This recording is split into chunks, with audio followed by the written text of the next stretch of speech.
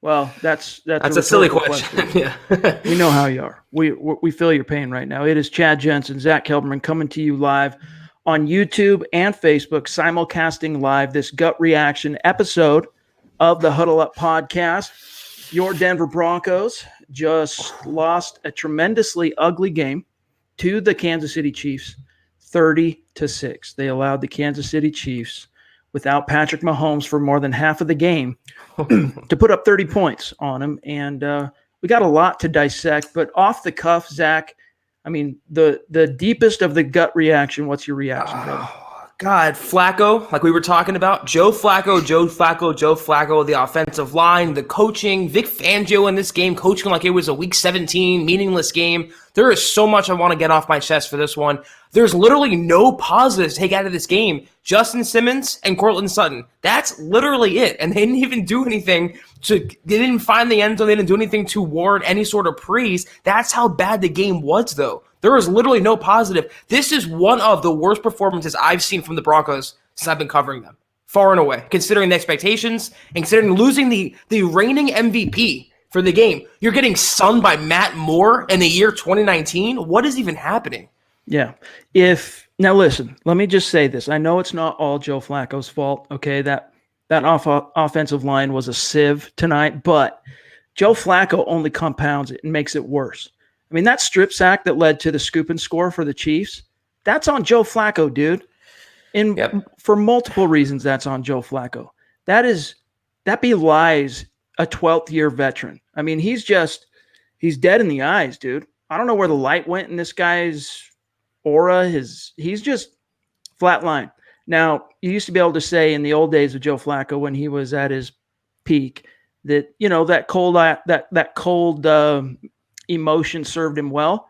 Zach, nothing is serving Joe Flacco well right now. And we're going to dive into it, dissect it all here tonight. And we're going to get to what you guys, what's on your minds here, help you exercise some demons. Cody says, I'm just here to listen to someone try to convince me that Joe Flacco isn't a problem. Well, you might as well sign off now because we're not about to tell you Joe Flacco is not a problem. He's a problem. It's a DEFCON 5 problem right now for the Denver Broncos. And it's one so extreme, Zach, that even John Elway can't look away and he can't ignore this.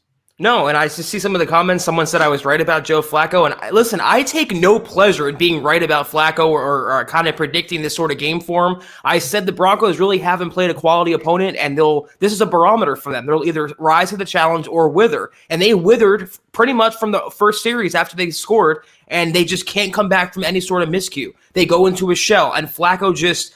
he's the catalyst for that. He walks into sacks. He, like you mentioned, Chad, dead eyes, no emotion, no fire. What is it going to take for this guy to even raise his voice, bring his head up? Whether the Broncos score or he throws a pick or he gets sacked, he always hangs his head. It's always the same mannerisms. Show some fire. Where is that? Are you collecting a paycheck? Is that all it is? Are you another mercenary quarterback? Do you know that you're not the future? Or do you have no fire left to play in the NFL?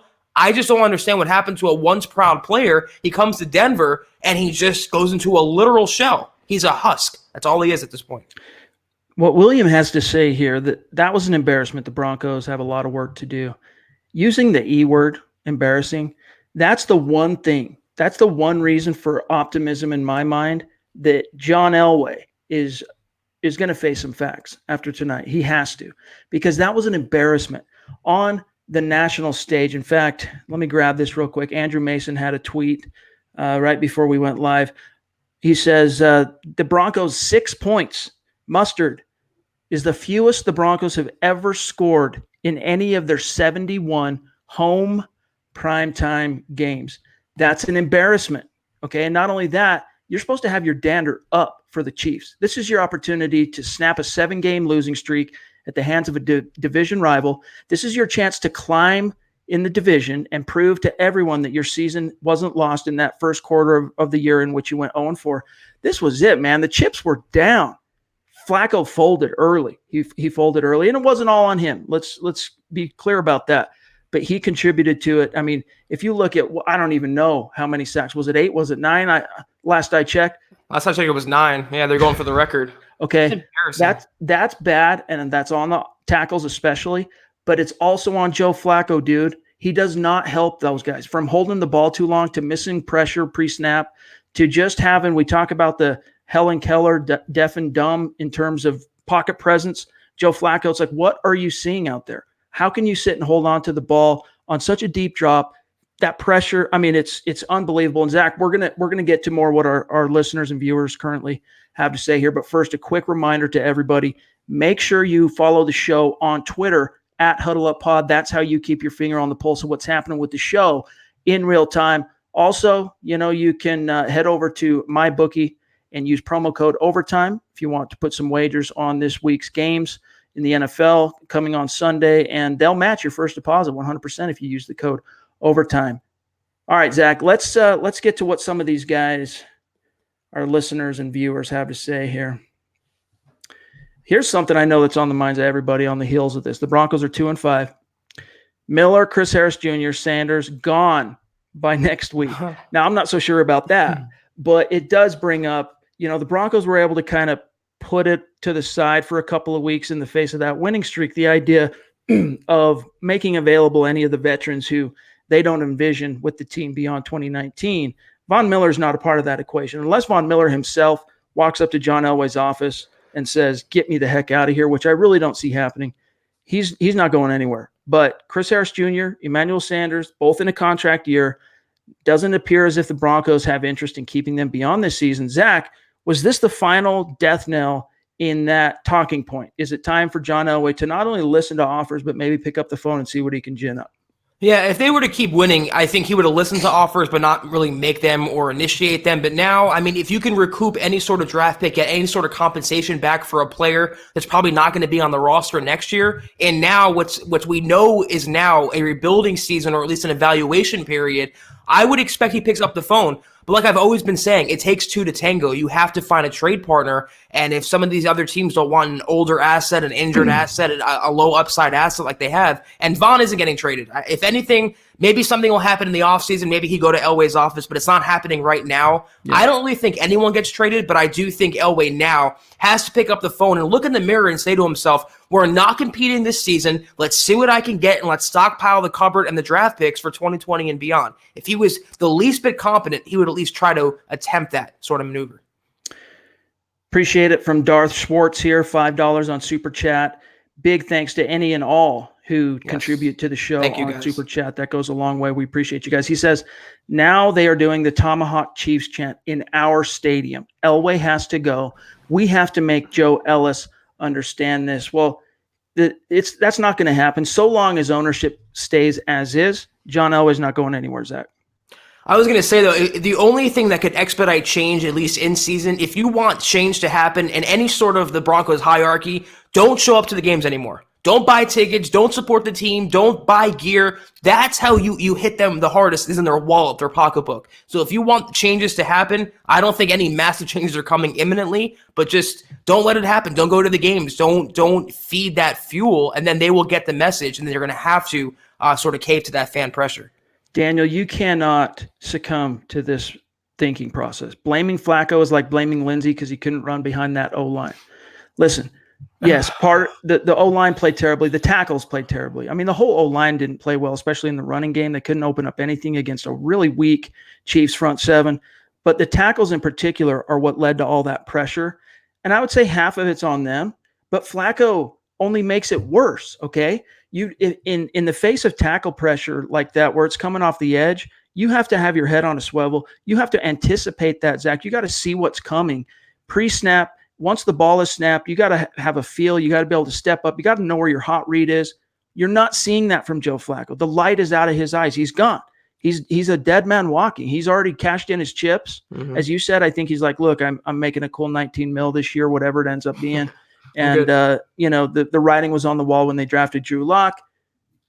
Let the chips fall.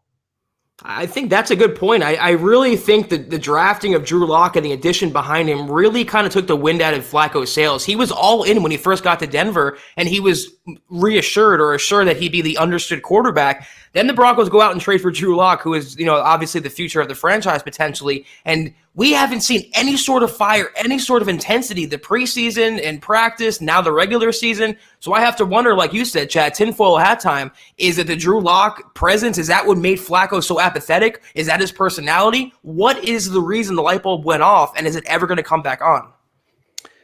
I don't know, man. I mean, we've had these conversations now dating back to week 1. And I was one of these guys. Let me remind all of our listeners, some of you that are viewing live on Facebook might not realize this, but I was one of the guys in the offseason that was trying to be optimistic about Joe Flacco. I thought maybe he could come in and have a kind of Jake Plummer circa 03, 04 type of impact on this team as a veteran comes in, keeps batting down the hatches, focus on the running game, take your shots, play efficient ball, know your strengths, understand your weaknesses, win with the defense, win with the running game. That's not how it shook out. It's just not. It's a categorical, unquestionable failure. And Scott here says, was it just me or did it look like Lindsey was pissed at Flacco on that last pass that could have got him leveled? Should be. That was a hospital ball, yeah. Absolutely. Tyler says, Joe Flacco doesn't deserve his starting job. I take Brandon Allen over him right now. I was waiting. I mean, look, rationally, I knew the Broncos weren't going to make a quarterback change because not so much that they weren't disgusted by Joe Flacco's play, but more for the fact that it would made them even look worse, right? More egg on the face, more of a public admission of they made a huge mistake. But still, do you think Brandon Allen, I mean, he's a lot more mobile than Joe Flacco. He's significantly younger. I think Brandon Allen could have come in, even with him having 0 snaps in the NFL in a regular season game. I think he could have come in and done significantly better than Joe Flacco in that second half. And if that doesn't tell you everything you need to know about Joe Flacco, if that doesn't tell you everything you need to know about the compulsion at this point the Broncos should have on getting Drew Lock ready to go for week 9 at the soonest, week 11 at the latest, I don't know what will. How about telling about the Broncos that we're talking about Brandon Allen being the replacement for Joe Flacco? What year are we in right now? And what is even happening with this Broncos organization? But yeah, the only reason Allen did not see the field is to protect Joe Flacco, because they know as soon as they made that change, it would open them up to potential narratives, quarterback changes, or you have confidence in Flacco. By keeping him out there and subjecting him to more abuse, it's the status quo, and they kind of ward off those potential stories. But it just wasn't a good look for a team that was not competitive at all tonight in the least. You guys, Dion makes a great point here. Think about it, guys. The points on that first drive almost didn't even happen. The Broncos did not convert on 2 third downs. Thankfully, 2 Chiefs penalties kept the drive alive. They ended up getting 6. It could have been even worse. Could you imagine? I mean, the end result in the standings wouldn't change anything, but could you imagine the Broncos getting shut out at home 30-6, or 30-0, half of the game without Patrick Mahomes? It's incomprehensible. I don't understand how they don't have more of a fight in them, and to not do something against this Kansas City defense, which was so soft, like we broke down during the week, to not be able to move the ball into the end zone again beyond the first drive of the game, and then for not only that, to not get 1 2-point conversion, which was questionable enough, and the play calling was questionable on that play. But for that to be the reason that your whole game was torpedoed, that you go into a shell, I mean, how soft, toilet paper soft, do you have to be mentally and emotionally as a team? Bad news. Steven, thank you. $50 on Super Appreciate Chat. You, Steven. That's amazing. Thank you, man. That ties a personal best from Miss Christie. Appreciate. Steven says, can't wait for Drew Lock. Can't wait for Drew Lock. Let's shift the conversation just for a second about where the team can go from here as it regards Drew Lock. He officially could practice this week, but as Fangio said, he was kind of robbed of that because it was a short week. And I'll get an email from the team later tonight, if not in the morning, about what the practice schedule is going to be, the availability schedule is going to be between now and next week. And that should tell us a little bit more how soon Drew can get out on the field in terms of practice. But week 8, he can practice. After week 8 is done, he can officially be activated and on this roster, backing up Flacco, if not replacing him week 9. Yeah, and if they keep looking this bad, it's only a matter of time before we do see Drew on the field. But I have a feeling the Broncos are going to do everything in their power and give Flacco every single chance to stay on the field and avoid those narratives like we were talking about, those potential storylines. I have no doubt we'll see Drew. It's just in terms of how long and when that happens. Big Daddy Kane with $10 on Super Chat. Appreciate you, brother. Here's something Jeremy says. Who was responsible for calling that ridiculous fake punt play. Well, it was probably cooked up by McMahon, the coordinator, but signed off on by Vic Fangio. Vic Fangio has been at times quite loose and aggressive, and I don't necessarily begrudge him that. I kind of like seeing it. The execution just hasn't been there most of the time when Fangio has kind of put his cashews on the table. That was, I think, the worst fake punt I've ever seen this side of the Colts against the Patriots, where they just had no idea what they were doing. I don't know why they attempted to play too aggressive. It's almost like they were wilting, and they were the 2-point conversion. They didn't have any confidence in their defense. It just seemed like they were playing very too aggressive, too loose with the ball, not playing down to their strengths. They're not a trick kind of team. And for them to do those kind of things in succession, that's a rookie coach making a rookie mistake. Dion asks, your opinion, if Drew wasn't hurt, do you think he'd be starting next week, or would Elway keep going to Flacco? Honestly, Zach, at 2-5, after what we just witnessed, and considering that the Broncos have converted 6 third downs in, I think it's up to now the last 38 attempts, I think Drew Lock would be activated, because it's kind of like a mini bye week, playing on a short week. They don't have to play again until a week from this coming Sunday. It's a mini bye. I do think that they'd be getting Drew Lock ready. What do you think? I think after that losing streak, too, the calls for Locke would have been just incredible. I don't think you can ignore them with how bad Flacco has played. But if it played out as it did in real life, if he would have got a 2-game winning streak going, it would have bought him the same time it buys him now. It would have been a question. Fangio would have faced more questions about it and would have been more pressure. I don't think they would have yanked Flacco, considering how they've invested in him through only, not even the first half of the season. Driscoll Jones says, can Jake Butt come off injured reserve and take over for Fant, please? Jake Butt, if his knee is any better, and we'll see once he starts practicing on it, because that's the problem with Jake Butt is everything looks good, then he gets out there and practices on it, put some pressure, put some work into that knee, and then a setback, and so we'll see. I wouldn't count on it though.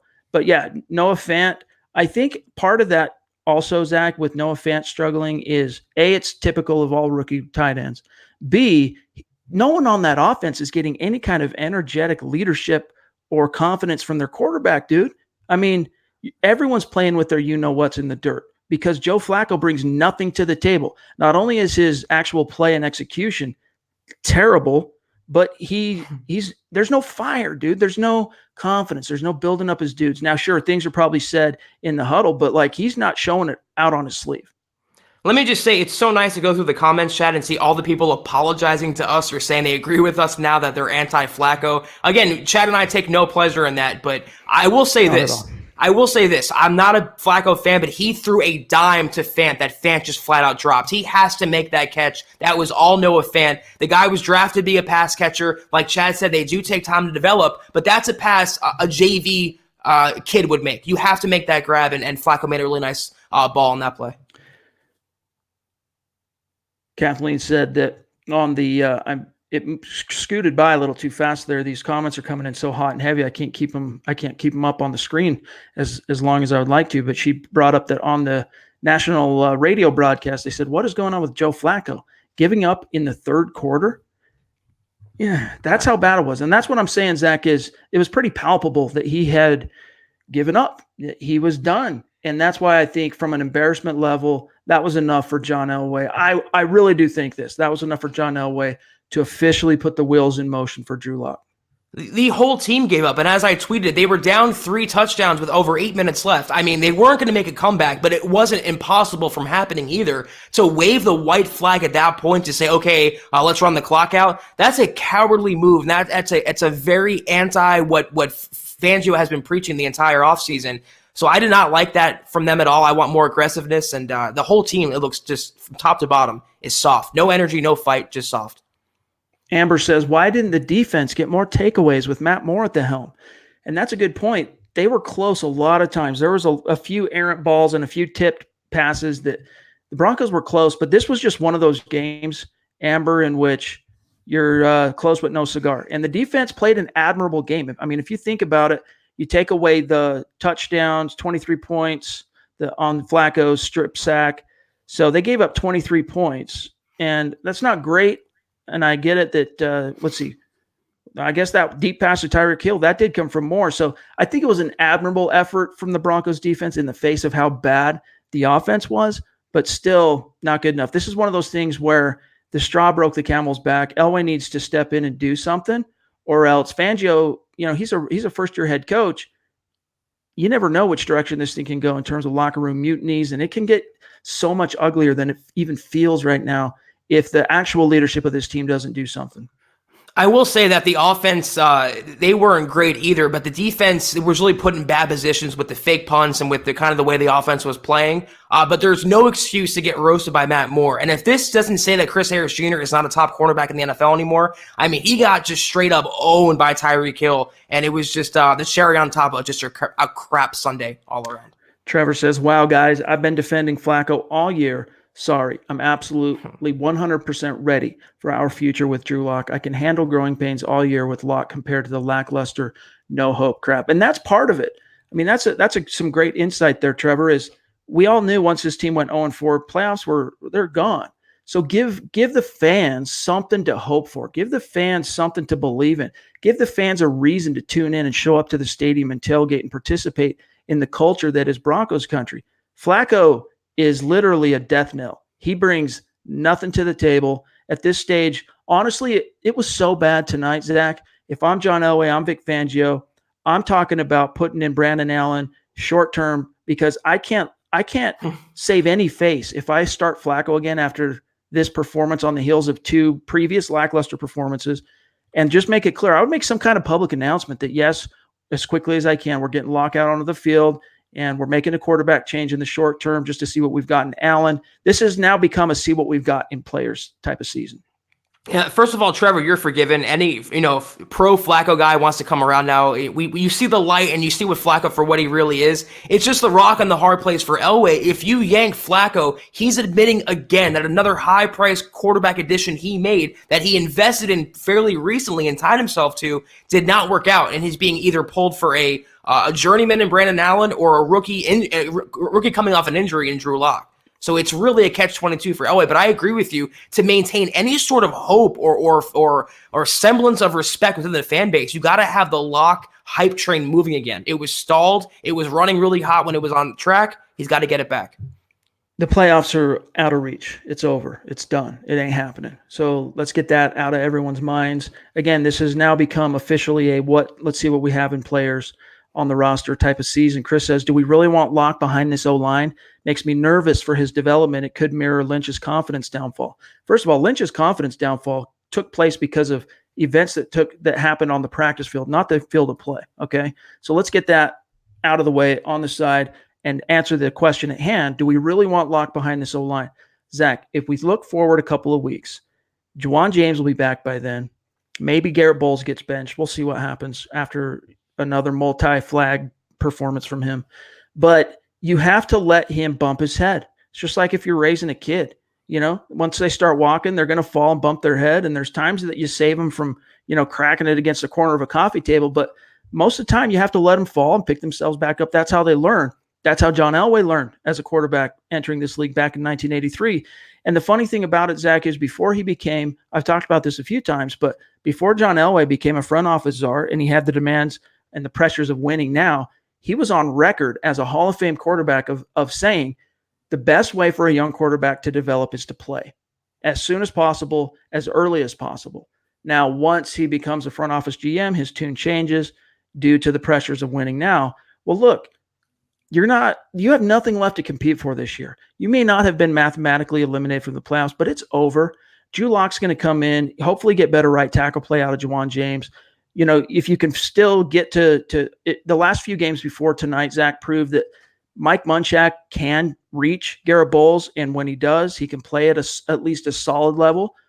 I'm okay with rolling the dice and seeing how Drew Lock can comport himself and how he can handle himself behind a less than stellar offensive line, because that's how he's going to learn, dude. That's the NFL. Patrick Mahomes has been playing behind a terrible O-line all season long. And yes, he got hurt. He's been hurt, but it was bad last year too. So that's just the nature of the NFL. You got to let him go out there and play. It's trial by fire. It is the only way you can develop. The Aaron Rodgers of the world, okay, that's the exception that proves the rule. And I maintain that to this day. But can he reach Garrett Bowles? I mean, is Mike Munchak working any sort of magic? Bowles looked atrocious tonight, and it seems like it's a temporary fix that wears off, kind of like Narcan. It wears off eventually, and you're going to need medical assistance permanently. He doesn't have that. He needed a brain transplant, but Garrett Bowles, he's not going to get it. In terms of Drew Lock, though, I wouldn't say that Paxton Lynch is anything comparable. It's apples and bowling balls. He's a more pro-ready quarterback, Drew Lock. Paxton Lynch's confidence was hurt before he even stepped foot on the practice field. He's going to take his lumps. He's going to get sacked. But I think the energy he would bring to this offense would ignite the entire group. The plays would be called that would be, I think, fit better for his arm than Joe Flacco. I just think he's going to get sacked. You can't keep him in bubble wrap forever. You got to see what you have. And I think it'll lead to more good than bad plays overall. Cole says, you guys have talked about it before, but it's still mind-numbing how many of Flacco's passes get batted down. It really is. I don't know what it is. I think part of it is he doesn't see the field very well, and he doesn't adjust his arm angles, and his technique and his natural athletic gifts aren't such that he can still get the ball out without it being his perfect platform. And thus, he throws it at a down angle. He's tall, it comes down. Whereas Drew Lock's one of those quarterbacks, you look at his scouting report going into last year's draft, one of the plus columns was the fact that he can throw off platform, different arm angles. I want to see that out on the field. I want to see an athlete. I want to see a young guy that has something to prove. I want to see someone out there that's got some fire, Zach. It'd also be nice to see a quarterback scrambling, doesn't look like a hurt baby deer running outside the pocket. It's comical Painful. Watching Flacco run. I mean, it's a simple thing a human being should be able to do, and he makes it look as hard as possible. So by getting Drew Lock in that game, you get the mobility, the pocket presence, the playmaking ability. There's no downfall or downside to having Lock on the field. There really isn't. Jeremy, I didn't catch Legwold's article today regarding the current dysfunction within the organization. However, I mean, yeah, I know we all know what's going on, and I've been told things that I can't report about what's going on, and it's not pretty, and it's magnified by losing, and it's magnified even worse and compounded when you get embarrassed on a national stage. Let's see here from. Did you see that article while I'm finding this comment, Zach? Yeah, I didn't see that. I didn't check it out either. Russell says, Bobby, Vaughn hasn't given up. Look at the tape. The coverage is so loose and moving towards zone than the man-to-man, no-fly zone that Vaughn doesn't have time to get to the quarterback. I don't think Vaughn's given up per se, at least not on a conscious level. But this is, again, what is this? The fourth season post-Super Bowl 50 in which he has had to suffer through the defense having to try and carry the team, getting no help edgewise from the offense.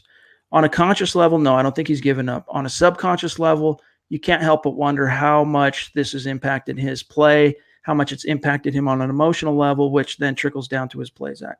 Yeah, I agree with Sheldon's comment right there. Vaughn looked mad at the end of the game. It showed him. The camera zoomed in on his face. He looked really ticked off, and I think he's really reaching the end of his rope. He's not going to make waves publicly. I don't think he's going to storm into Elway's office, but you can tell, like Chad said, the guy has done everything for this Broncos defense and this Broncos team the last couple years, and he just can't shoulder the load anymore. He can't do it mentally. He can't do it physically. I think he's growing a little tired. And, we'll have to see what happens in the offseason. But I definitely see the exasperation on his face. Let me just say one thing.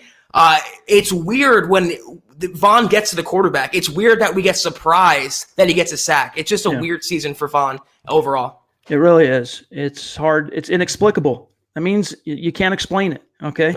No. Andrew, thanks for the $5 on Super Chat. Appreciate you, brother. He says, Elway needs to do something about Flacco and Bowles. We agree, brother. That's what we've been saying this whole night. Now, let me grab this email. One of our listeners, Jacob Doan, wanted to send in an actual email, and I won't share the screen. I'll just read it to you. He says, fellas, I fought the good fight for a long time. I thought Flacco was getting too much crap. He's not great, but he's not the problem either, I thought.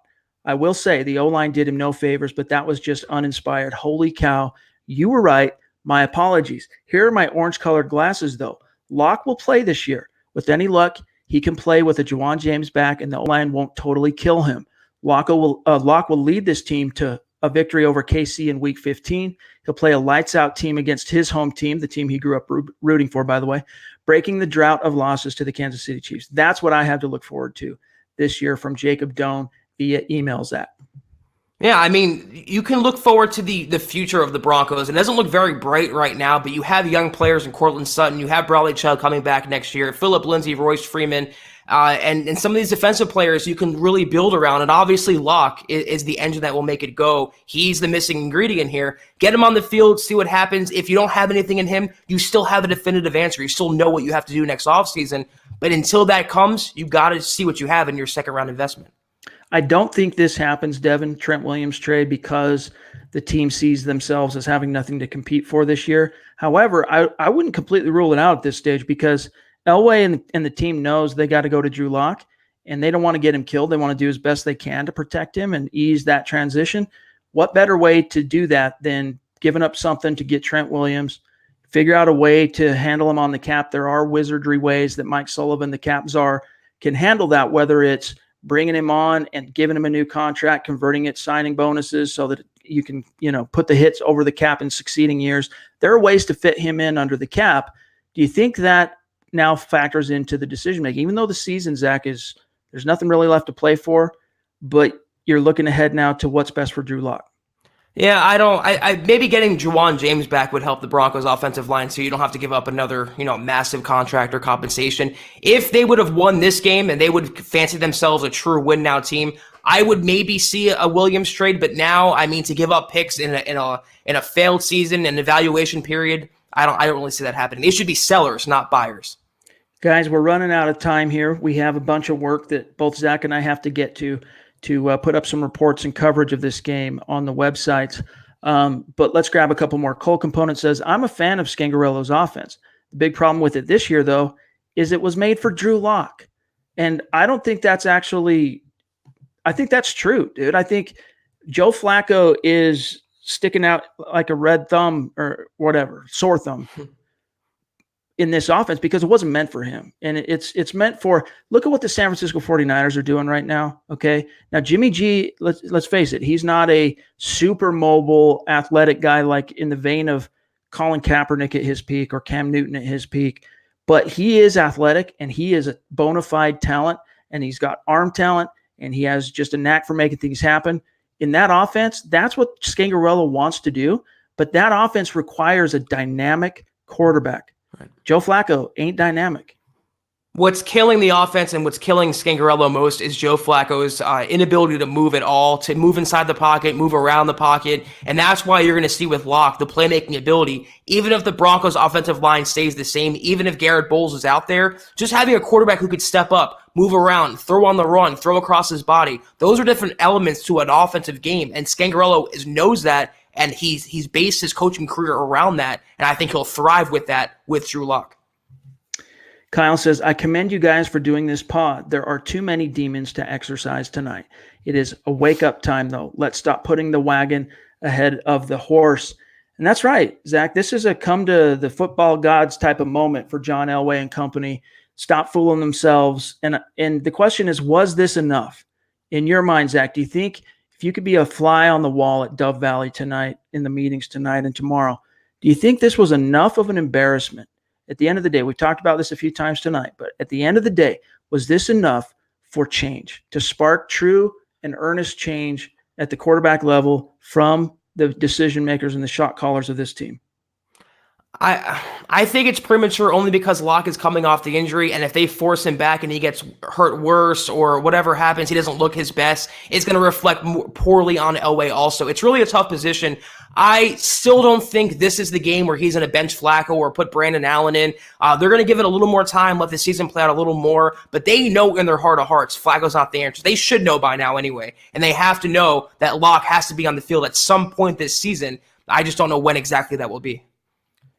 All right, you guys. Hey, I wish, I can tell you keep your chin up, and you really should keep your chin up. Look to the future. Let's see how this team responds in the next few days. If there's any kind of public signaling that the team is going to move toward Locke, even a report confirming, yes, we're going to activate Drew Lock. That would be a consolation and a sign and a message in a bottle to the fans without completely falling on the sword that, yeah, changes in the works. It's coming. We got to wait till week 9 at the soonest. I think that's coming. In the meantime, Zach, I think our message just has to be that A spade's a spade. This team's a mess. It starts at the quarterback. Yep.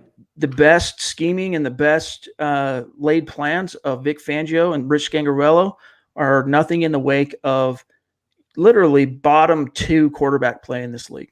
And this is what I was worried about. You beat up on a couple subpar teams and you face an elite opponent who's just lost their MVP and you still can't do anything against them. It's a barometer. It's a measuring stick game for Denver. And just like Elway has to do, Broncos fans have to look this team in the face figuratively and just see what they really are. It's like when someone tells you who they really are, believe them. The Broncos are telling you who they are. They're a rebuilding team, or what they should be, and they're just not a contender. It's going to take a year, 2 years maybe, but they have a lot of fatal flaws right now, and it all starts with the quarterback.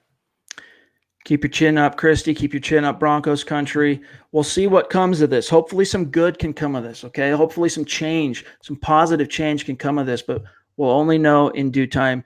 In the meantime, though, that's got to do it for tonight's episode of The Gut Reaction, simulcasting live on YouTube and Facebook. Thanks to everybody who's joined us on this live pod. Zach, I had a blast in the wake of a terrible game. I had a blast talking to you, talking to all the fans. It's always exciting, and the commentary we get and the interaction we get from Broncos country and the donations, again, guys, we very, very much appreciate that. We love doing this for you guys. We love hopping on here. And even though the Broncos aren't having a great season, we're still going to bring you these interactive podcasts. We still love connecting with you guys, so we appreciate you hanging in there. Still football season, though. You guys are going to miss this when it's not football season, so just take it in, enjoy week by week, and just hope we get Drew Lock on the field sometime relatively soon. All right. In the meantime, make sure you're following the show on Twitter at HuddleUpPod. You can see here on the screen, you can find Zach on Twitter at Kelberman NFL, myself at Chad and Jensen. We will be back in the saddle with a fresh episode for you guys on Sunday night. We'll make that a simulcast so that we can engage with our great listeners. Probably circle about 6 p.m. Mountain Time, 8 p.m. Eastern, Sunday evening. We'll hop back on with you guys. So stay tuned for that. In the meantime, keep your chin up, Broncos country. For Zach Kelberman, I'm Chad Jensen. We will talk to you guys in a couple of days.